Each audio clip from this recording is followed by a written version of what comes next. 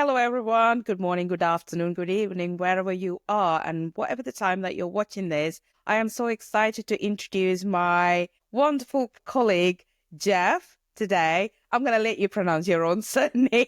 And Jeff helps dads live a better life after the divorce than the one that they've lived before the divorce. I mean, we are both two divorcees here doing different work around the divorcing thing. So I'm so excited to have Jeff today for this conversation. And several reasons. I admire what Jeff does, and his story is it inspires me. It inspires me. My wounds are around men.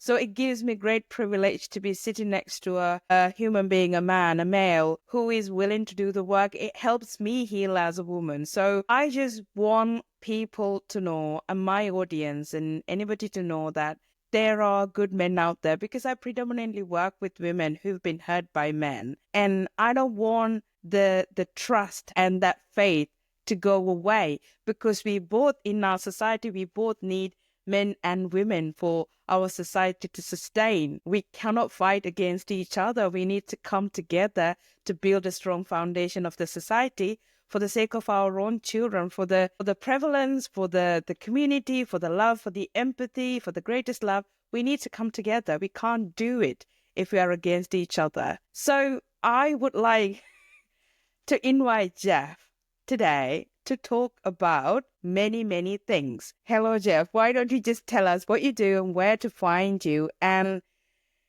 then we will take it from there. Thanks for that introduction, Nisanka. That's a hell of an introduction. I appreciate it. And it's funny, my wounds come from the feminine, so that took some time to heal as well. It is possible to be wounded from either side. I do think there are a lot of good men out there. I want to address that. And I think that underneath there's just some wounding. And I think back to myself from 10 years ago, 10 years ago, and I was a completely different person. I was very, very angry for what I went through in my divorce. You know, at society, I was angry at my ex. I was angry at women in general. And it takes a lot of work to heal that.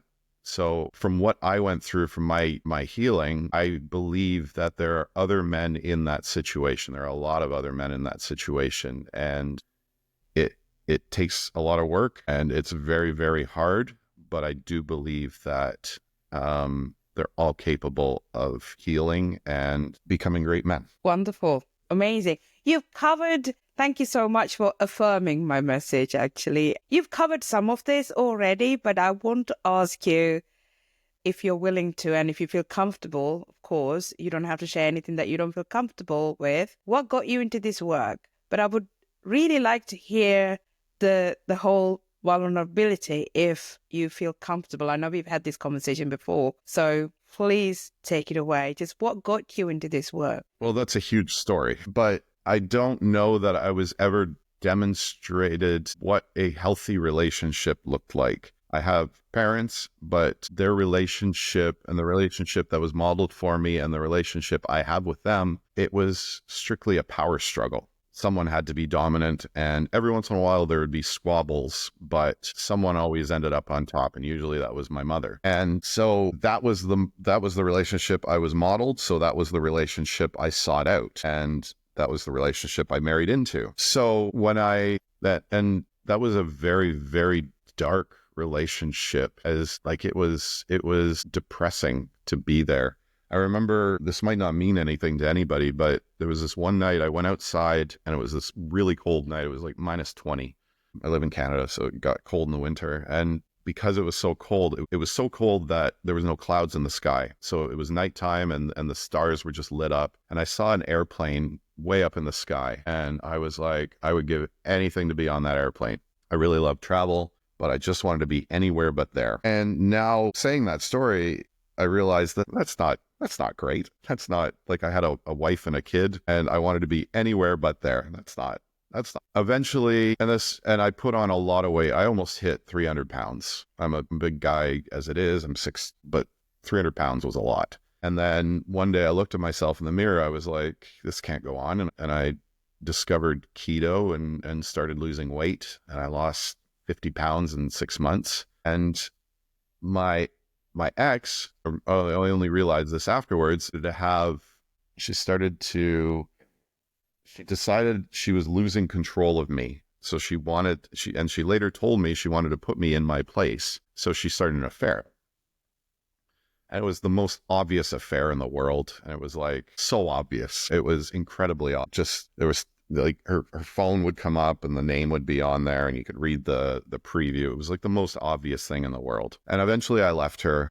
And like I said, she told me she wanted to put me in my place. So she called all of my friends and told them I was abusive. She withheld my kids from me, our kids from me. She called my family, told them all I was abusive. Like it was that classic play of isolating me. And I just, and then I went, and so that was just one part. And then I went through the court system and there's a playbook called the Silver Bullet where, I'm not saying all women do this, but some women pull this tactic.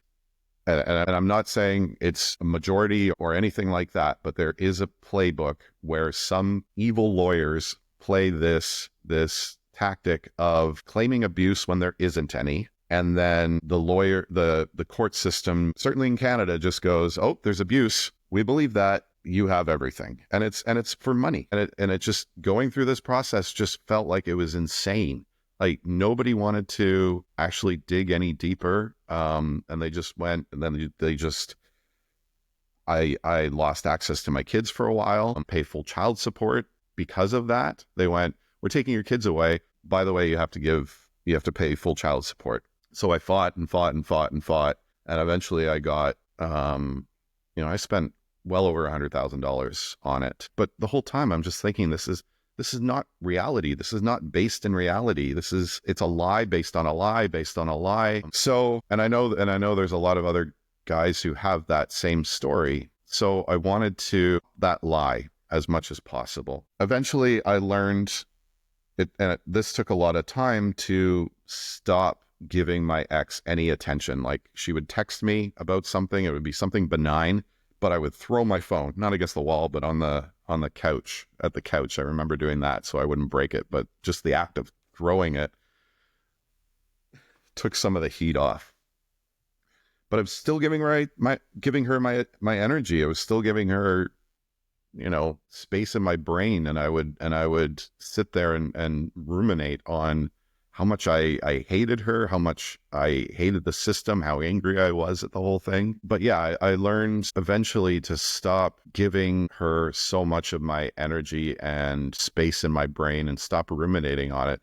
And once I did that, it felt like life opened up. And that sounds very simple, but it was, and I assure you it was not, and it took years to get there. But once I learned that, and once I really started, I don't mean cut her out. I don't mean that. But once I freed that space in my head and my heart, life opened up, and I really started. I earned more money than I had before. I had a wonderful relationship with my kids. I have a great relationship now. And it was a massive, massive shift. So I want to share that with other fathers. I don't mean to get too dark, but the suicide rate of men after a divorce is 10 times what it is of women. And that is a crisis. Nobody is talking about it. And there were some times where I had some pretty damn dark thoughts. I did not have a big support system because my ex isolated me, and that is a huge reason for those suicides. So I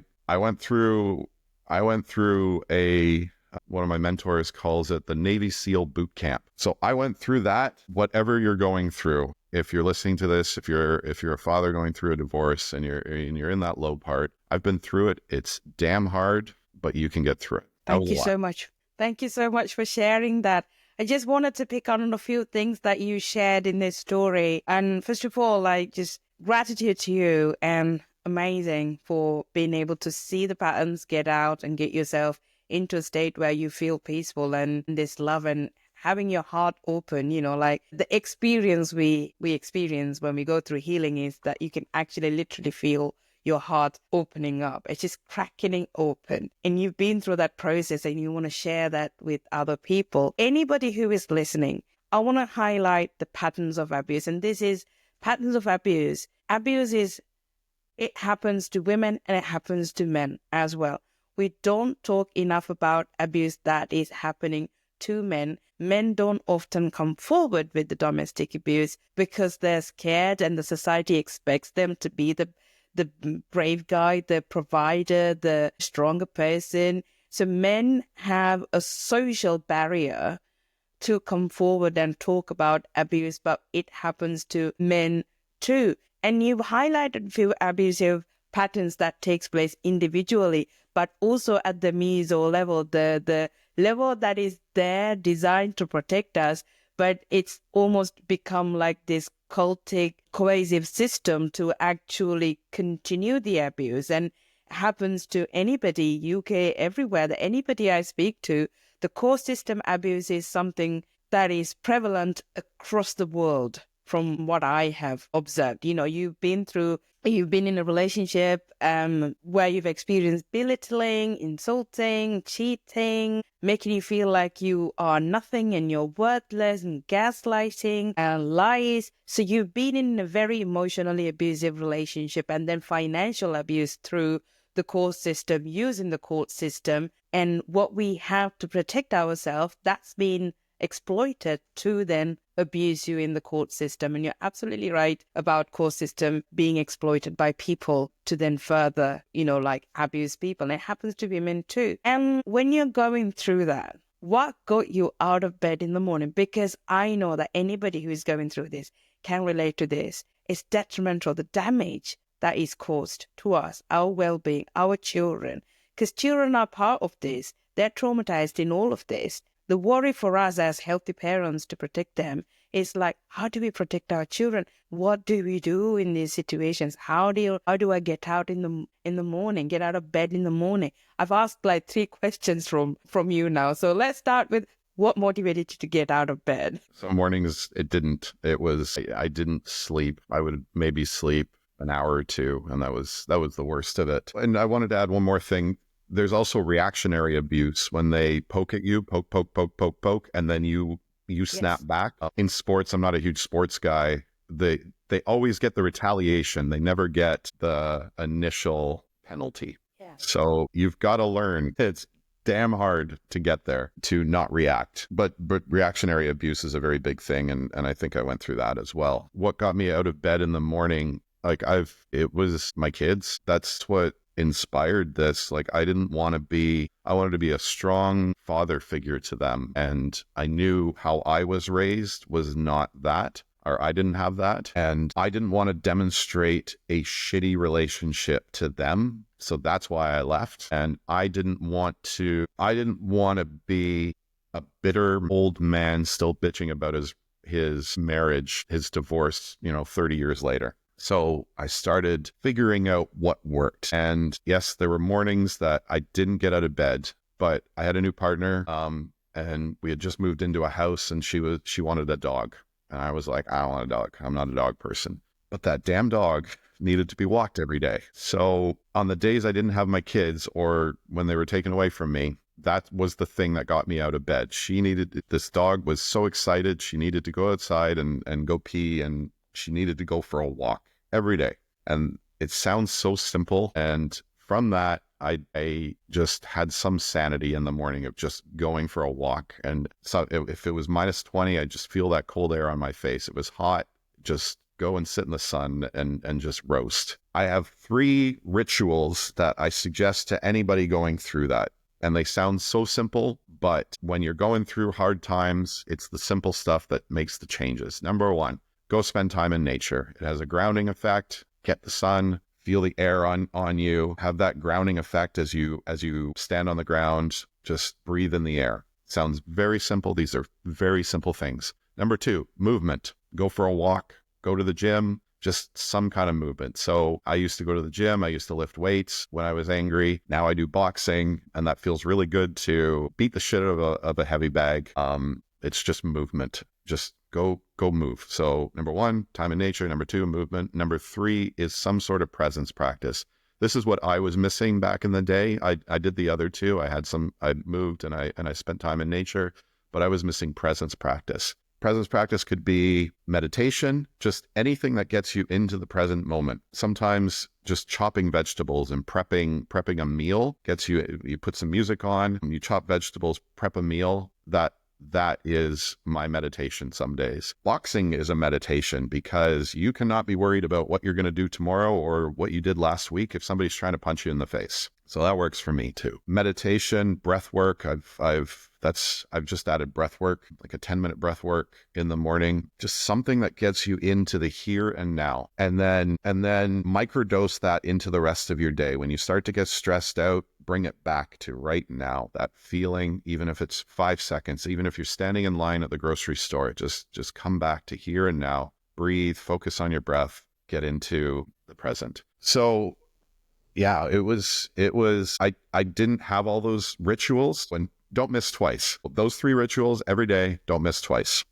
So I didn't have that systemized back in the day.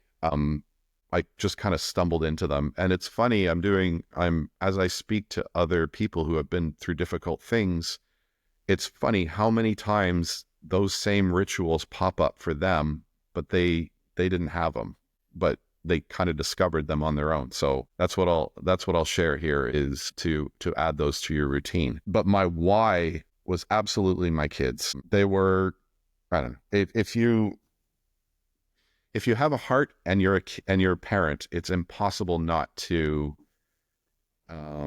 not value the connection to your kids and the responsibility you have in raising them. I didn't want my kids to go through the same thing I went through. So I first realized that I had to work on myself in order to help them. And that's what I did. That answer was a bit of a mess, but I hope you can pull some value out of that. There's like ton of golden nuggets there. So I'm just gonna summarize what I heard so you can reflect back at me. My question to you was, what motivated you? What got you out of the bed in the morning? And the reality is some days we cannot get out of bed. And it's that hard. That's the reality. And I think we need to really accept it and consider ourselves to be human and accept that there are days that you just simply don't have the energy to get out of bed. And that's deep trauma. And that there's some actual physical, biological reasons for that. But let's not get into that. But as a human being, divorce is second most stressful, traumatic thing any person would ever go through in life. We don't talk enough about it, but it's one of the most traumatic things for any individual to go through, even if you're living a mutually respectful, loving relationship in the best possible way. It's the most traumatic thing. But just think about going through a divorce with an abusive person who wants to extend that control through post-separation abuse, because just because you leave, the abuse doesn't end there. It continues through your children. That's why co-parenting is almost impossible with these people, because they want to fracture the relationship. They want to use children as a pawn to get back at you, punish you, and control you. So this will continue. So number one thing is, yes, what you said was, yes, there are days that you can't get out. Number two, you said, just give yourself some time to be with you and bring yourself to a grounding moment, and you get better at it. We don't learn about these things when we go through. We are just in the thick of it, trying to solve the problems that we have right in front of us, splitting assets and doing the court system, the family court, managing it all, managing the families and the friends, and everything changes when you go through a divorce. So you're managing that. But so we don't learn to put ourselves first going through that. But what you said is really important, that we have at least half an hour.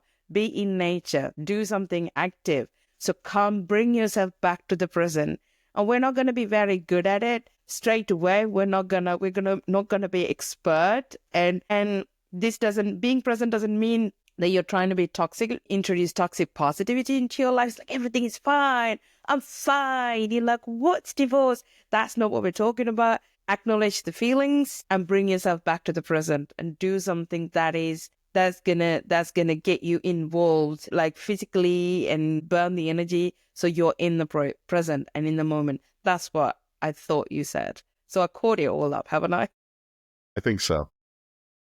Yeah, I think you did a good job. There were some mornings where it was just, you could feel that energy. Emotions are energy, and they live in the body, and you can feel them in there. And there were some days where it was just like they had to come out, and they did sometimes at my new partner or even at the kids, and I just felt horrible at that. So that's what I mean by put your own oxygen mask on first. If you're snapping at the kids or your partner, then you're not leading from a good place. You're not being a good, I don't want to put a judgment in there. You're not being the best father you can be. Yeah.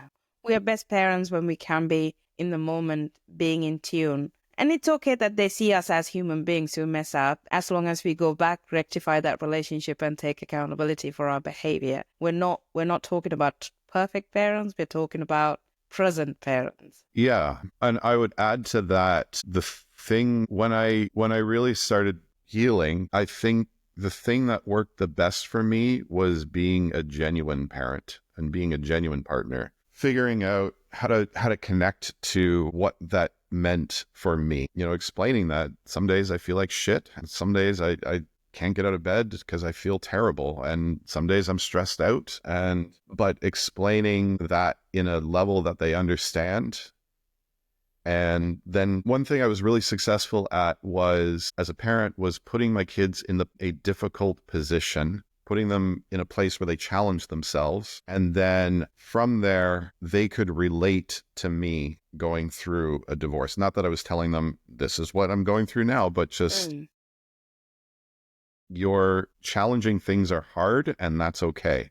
And you're going to struggle at it. You're going to get angry at it. So with my oldest, he did hockey. And he went into rep hockey, which is like the higher levels. And he went from the bottom league to the second from the top, which is like 4 levels up. He went from here to here in 4 years. And that's not easy to do. But he challenged himself, and he went through all of the emotions of disappointment, of not making teams, of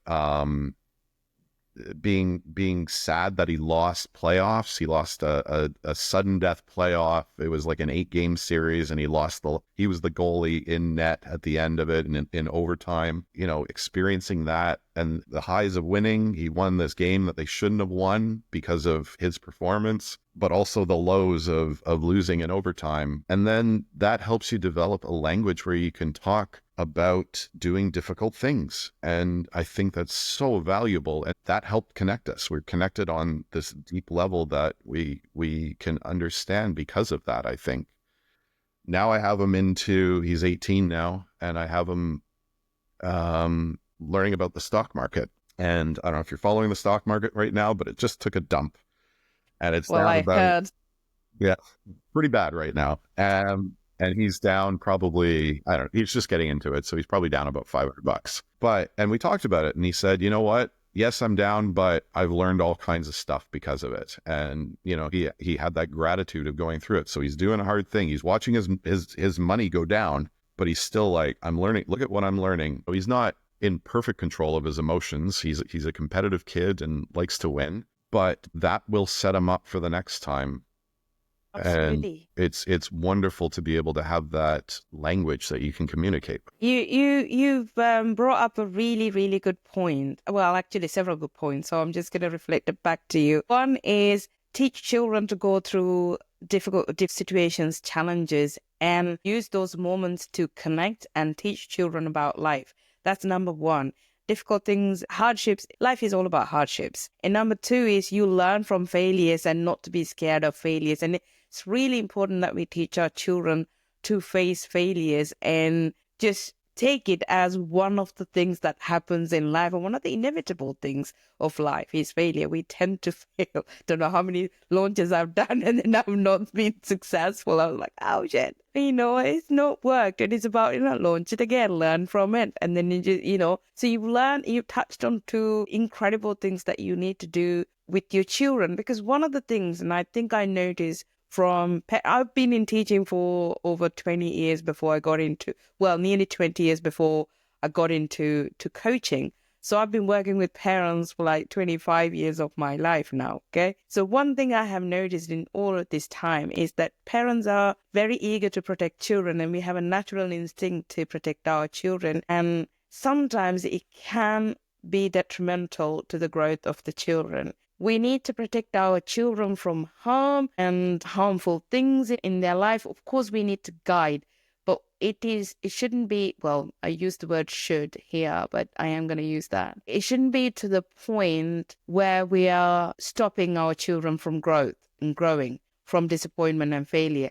Our children must go through failure and challenges in their life for them to actually build resilience. It's a really important part, particularly when parents go through challenges like divorce and separation and family court battle, and the other parent is particularly abusive. One of the things that we could potentially do is to go into the space of being overprotective of our children, because our natural instinct is now in survival, and we're fighting to protect our children. But without us knowing, we could end up overprotecting our children, and that's not healthy. No, it's not.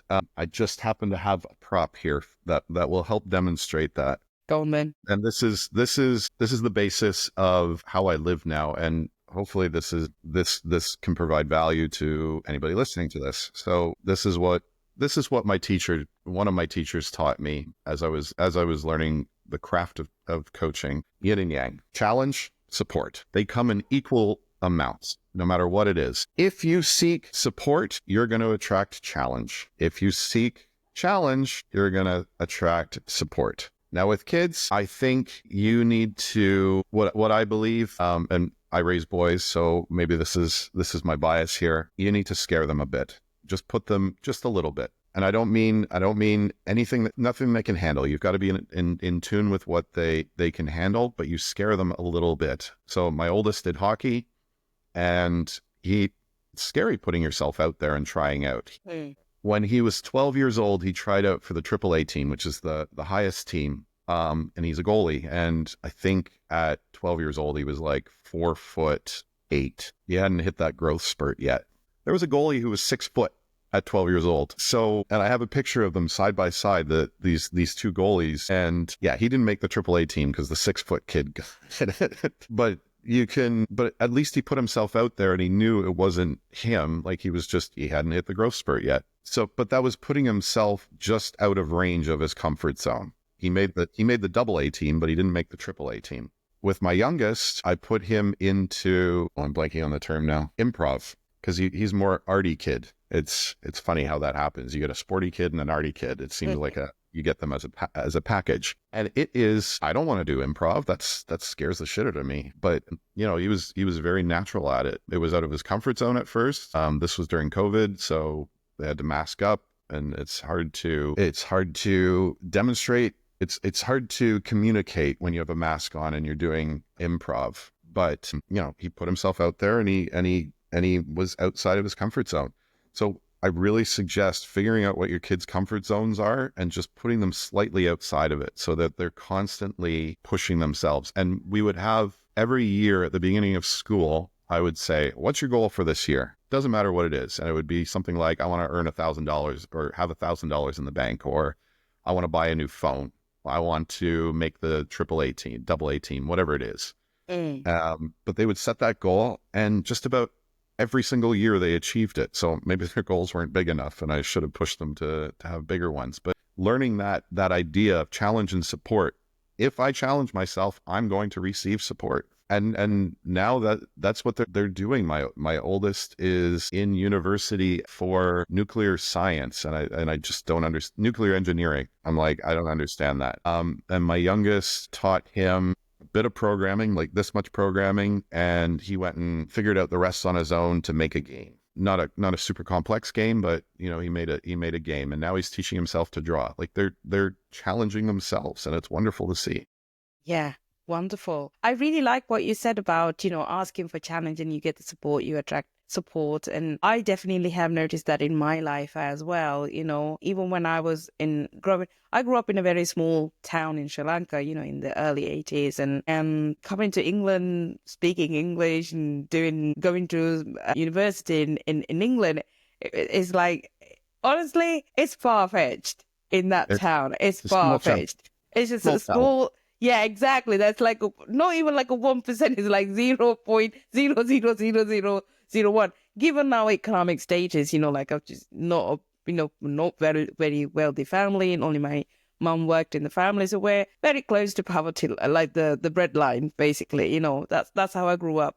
But I can look back at my life right now and how many I read Reader's Digest at the time. My dad was an avid reader. I read Reader's Digest and I was dreaming of a life like this, and here I am, and then I'm dreaming other things now. I believe that I attract support. And anybody who is going through the court battle, the family court system, and trying to survive a narcissistic relationship, getting out of it, trying to heal from it, I can tell you one thing. The picture might be grim right now, but you want that for yourself. You want healing. You want to be out of this. You want to expand your life. You want to grow. Even if you don't have money, I promise that it will be there. The support that you need will be there. It could be a friend giving you the right advice. It could be somebody showing you a book. It could be you're stumbling onto a book in the library and you start flicking through that and you're finding something. The synchronicities will be there in your life when you put the determination out there. Now, with that, I have a question. It's a two-part question. Number one. Can I, before you get, yeah. One nuance to that is if you are going through a challenge, we're all going to go through it. We all have blind spots where we're not challenging ourselves. So you're probably going to guarantee you're going to go through a challenge in your life, even if you're aware of this dynamic. If you run away from the challenge, you're not going to get that support. You have to face the challenge. If you're constantly running away, that's the nuance here is face the challenge. Don't run. Yeah. The challenge, usually the problem runs after you when you run away from the problem, and it won't go away. Yeah, it won't go away. It runs after you. It finds you somewhere. Oh, yeah. So the question, two-part question. One, you talked about support and you talk about support. So number one question is, how difficult is it for men to approach and receive support? Number two in that question is, if you know somebody, a man who is going through a similar situation, what would be the best way to support that man without overbearing and undermining that person and actually emasculating them? I think that's a very, very unique to each individual question. I certainly approach it on a per person basis. Your question was how not to emasculate a man going through that, or it was a two-part question. Number one is, how difficult is it to ask for support and receive support? That's number one. Number two is, if I am somebody who is offering support, what would be the best way to do it without undermining and emasculating? I think it's unique for every man. I'll talk about myself. There is something I'm going through right now where I could use some support, and there's somebody in my family I need to ask support for, and I've been procrastinating on it for about 3 or 4 weeks. So that might answer your question there. It's very challenging, especially I think as men, we imagine our role is to seem like we have it together. We want to appear like that on the surface. And it is very daunting to admit we don't know something. Now, the relationship I have with my partner now, Lindsay, is she's seen me be vulnerable. She's seen me at some of my lowest. And we have a place now where I feel comfortable asking her for help. But at the same time, she's seen me go from that lowest and fight like hell and get out of that. So she's told me many times that she has faith that I can dig myself out of situations. I imagine if you don't have that belief, if you don't think somebody else has that belief in you, then that's extremely challenging. Like I said, I need to ask for some support from a family member. I'm not ready to do that. I think the best way to offer that support is to simply, and I hate this term because it sounds like an influencer in Tulum, but to hold space for them and just simply be there to listen. And 2 ears, 1 mouth. Just be there, shut up and listen. And he will open up if he feels comfortable or when he feels comfortable. I think coming in and offering advice, I've been through a divorce. What you need to do is, that doesn't work. It's going to be, he's going to feel, he's got to get over that feeling of inadequacy, and he's got to get to that place where he might not even know that he needs help. There's been many times where I don't even, I think, oh, I've got this. And then all of a sudden I'm going over a cliff. So he might not even sense how big the problem is. Through my divorce, I don't even think I sensed how big the problem was until after I looked back. I went, holy shit, what did I just go through? So even just helping him understand that by being there and listening. And there's some times where it's just like you have somebody who listens, and that just opens up this space, and you access this space inside. I don't know how else to describe it, but you just realize that you've armored up your insides, this emotion, and it comes flooding out. Yeah, I think that's the best I can answer it at this point. Yeah. So it's an individual thing. But if you want to offer help, just offer 2 ears and 1 mouth and not go patronizing anybody. I think it is the same for women as well. And I hate to be patronized and be told what to do and be rescued. I've got all the gears and the tools and the level of intelligence that I can find answers myself. But I would rather have somebody just be there and listen and be present with me and validate the experience that I'm going through without undermining it, which is not something that you experience in an abusive relationship. Correct me if I'm wrong. Yeah. And maybe this isn't, well, clearly this isn't for everybody. It seems like there's a culture where women can open up to each other. You have that. Is that true or no? I think we talk. Yes. Yes, we talk. I mean, yes, we talk. I am generally a private person. I can bluff, not bluff. I can have very friendly conversations. I can talk a lot about it, but I'm very rarely vulnerable even with women, unless I trust the people. It takes me time. But I was cooking earlier. I was having a bit of a stressful morning, and I thought, okay, I'm going to, just to give you an answer to that one in a story. And I was having a stressful morning, and I thought, I need to shift this. So I started cooking. I love cooking, and I started cooking naan bread and butter chicken, and then I made vegetable roti, and you're welcome to come and taste them if you're close by. I want them. Sounds good. I just made vegetable rotis and stuff like that. But all this time I was cooking, I was on the phone to my friend, was WhatsApping my friend who lives in Sri Lanka.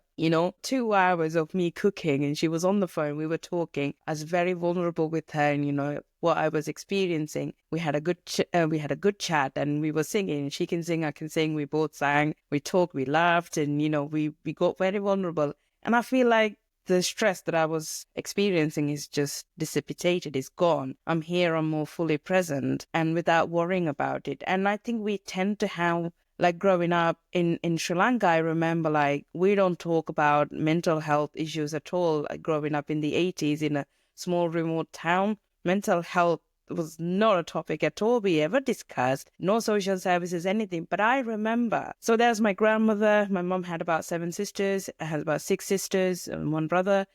And it's a big family. There's my grandmother. There was a couple of aunties, a couple of neighbors, mom. We all get together and they talk. My mom had a lot of troubles in the marriage with my father, domestic abuse, quite violent abuse. But she would talk. She would talk and she would get the help. So I suppose what I'm trying to say is, yes, women do talk and could be individual, and some might be more private than the other people. But I talk to Monica, Monica, you and I know. I talk to Monica more easily than I would talk to anybody else, a man. I'd be a bit guarded about talking to a man. So I suppose women do talk, men may not. I don't know if I give you the right answer, but it takes me a while to get vulnerable with somebody, but we tend to talk. We tend to have a bit of a, women's circle thing going on. It's easy. Give me a sec. The dogs just came back, so I'll cut this. Okay. But I want to address that. Okay. They should be chill now. From a man's perspective on that, there's a meme going around. Go on TikTok and it's guy goes and hangs out with his friends, and he comes home and his wife says, "So what's new?" And the husband goes, one of the guys broke up with his girlfriend, and she goes, or sorry, no, he says one of the guys got a new girlfriend, and his girlfriend goes, "Well, what's her name?" And the guy's like, "I don't know." What does she do for a living? I don't know. How's he doing at work? I don't know. What do you guys talk about? I don't know, stuff. So we talk about, and it's a joke, it's a stereotype, but there's an element of truth to it. We don't talk about those really deep. We don't have those vulnerable, deep conversations. I think that needs to change. Obviously, I think there's a Yeah. crisis around it, but Yeah. I mean, it's interesting, and I would be interested to dig into a little bit of research to find out when did all change. Because I think when I was reading some books around indigenous cultures, and it's a high emphasis on men getting together, going hunting and talking and getting vulnerable and supporting each other. So in indigenous cultures, this practice, this routine and this ritual of men supporting men were very present. And I'd be interested to find out when it all changed. It could be colonization. I don't know. I don't want to blame colonization for everything, but it could be part of it. But well, I would go go ahead. on. I would argue corporatization. Possibly. There used to be, well, there is in every single culture. Maybe you'll come up with one that disproves me, but there was a ceremony of becoming a man, becoming an adult, and it usually involved some sort of, sorry, that's not true. In nearly every culture, there is a ceremony around a psychedelic. And if you haven't taken a psychedelic before, it helps process those emotions. And that would be a regular thing. But now instead we've got take this pill and numb your emotions. Mm. And we don't have, you're right, we don't have that same connection that those old cultures used to. We've replaced the old ways with a pill and talking to a psychiatrist, and it's not the same. Yeah, yeah. We can't always find solutions to our individual problems just by seeking help on our own. Is one of the biggest things I've learned in my healing journey is that I've healed a lot more in a supportive community when I meant supporting people who almost like cheerlead me than I have healed in the therapy sessions, even though they're like deep subconscious nervous system regulation, like some really good stuff to help me deal with my trauma. What I'm trying to say is you cannot just heal on your own. You need the supportive community to heal. And women might get it easier compared to men. Maybe. I don't know. I don't have statistics on me right now, but I think what we are both trying to say is just find your community as well. It's really important that you find people that you can talk to. Which is why going through a divorce and having somebody isolate you is just about one of the most insidious things that you can do. What a horrible, horrible thing to go through. I remember this guy was my university roommate, and we made plans, and I went to his house. My ex and I had been to his and his wife's house maybe 6 months before that. And we had a great time that day.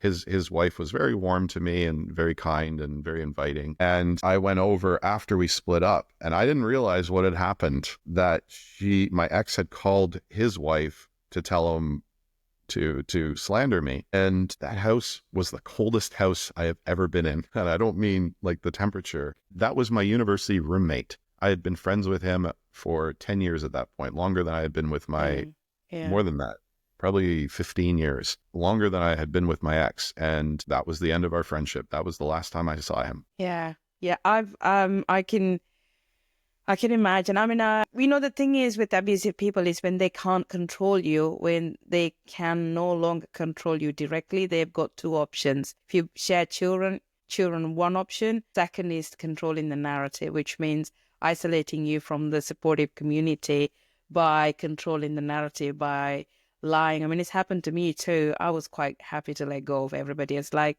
you've known me for this long amount of years and you chose to believe something without even coming to me and questioning me and asking me how I am doing. I literally just gave the middle finger because I was angry and I was hurt. But I can tell you that grief was so severe. That loneliness was so severe. For about a year and a half, I hardly had anybody that I could talk to apart from my therapist because of the level of isolation I was going through. You asked what just came to me is if you know somebody in that who seems like they've shifted or they're going through a divorce or something challenging like that, that's the time to listen. You don't have to Exactly. just go in with the 2 ears, one mouth, and even 2 ears and zero mouth and no mouth, and just be there to listen, because that's when they need it. I don't know, I might have had that from a couple people, and it was very, very welcome. They're probably not going to lash out at you, and they're probably really going to need it. And you're going to have to it's really, as the listener, it's really difficult to just sit in that emotion and feel that energy coming off of them. It's really hard, but if you want to be that person's new favorite person, just go there and listen in that moment. Yeah, absolutely. And also, one thing that I notice, and I noticed that in me as well, is that when you come out of a very abusive, particularly emotionally abusive relationship, you're gonna want to talk a lot. Like you talk and talk and talk and talk and talk. There's a reason why we do that, because we are so discombobulated and gaslit and confused. And we're ruminating as well. We're trying to make sense of what's just happened. How did I get here? And we can do that just by, when we try to talk, we're not actually slandering the other person. We're just really, really trying to make sense of what's just happened. We're really trying to make sense of, who am I this? Who am I this? Who am I? Who am I? Who is this person in front of this mirror? Like, what was I like before this happened? Like, was I good at this? Was I good like this? Do I like this? Do I not like this? We're really trying to put the pieces together. It's just completely scattered, destroyed. Imagine a Lego castle, completely scattered everywhere, pieces everywhere. And what we're trying to do is to pick one piece at a time and put that together. But we can't even remember what that castle was like. It's like having other sets mixed in there, and some pieces are missing, and it's That absolutely, it's a mess. horrible place to be. It's a horrible place to be. And I think the most empathetic thing you can do is, like Jeff said, is to listen, and particularly don't rescue people, offer them a cup of tea, offer them a blanket, offer them some food, offer them some practical help. Do you want me to take your children to school? For like 3.5 years, I was doing this on my own, like no help, didn't even have anybody I could call and help. I remember having COVID and having to drive my child to school, sleep in the car, and then pick her up and coming home. I know. I know. I have that energy in me too, like thinking about that. And this is people knowing that I had COVID and I was a single parent, pretty much. I think that the most empathetic thing you can do is to reach out to somebody and offer practical help. Because one of the things that we had been asking for help in our relationship for years, we never got it. We were denied of it. We're too scared to ask for help. We're too scared to even pick up the phone and say, I'm not well, I need help. Too scared to do that. We just don't know it exists. A lot of the time when you go through something like that, you don't feel like you're worthy of help, or you get that help used against you. And that's a bad one too. I experienced that for sure. Yeah. Well, I didn't know how to spell things when I was younger, and I would get blasted for that. And then, so I carried that for a long time. And then I can't remember the exact story, but I asked my ex for help and she mocked me for it. I don't remember what it was, but you shut down and you don't ask for the help. So just, I think the first step is, if somebody's going through that, you listen to them, because you're absolutely right. It's they're trying to make sense of everything. Like I would, and I'm sure I sounded like a crazy person, but we had an assessment done to see whose house the kids would be at, because I kept getting accused of being abusive. And I was in the thick of that reactionary abuse, and I would over explain myself. Like I would write emails that were this long to try to explain exactly my position. And I'm sure that just came across as unhinged, because you're going through that and you don't know how to make sense of it at the time. No. So what we are basically both through our stories trying to tell, and through our experiences trying to tell, is like don't jump into conclusion. One thing I have experienced, I've noticed in sometimes culturally as well. So I'm Asian. I was brought up Asian. I'm Asian or brown.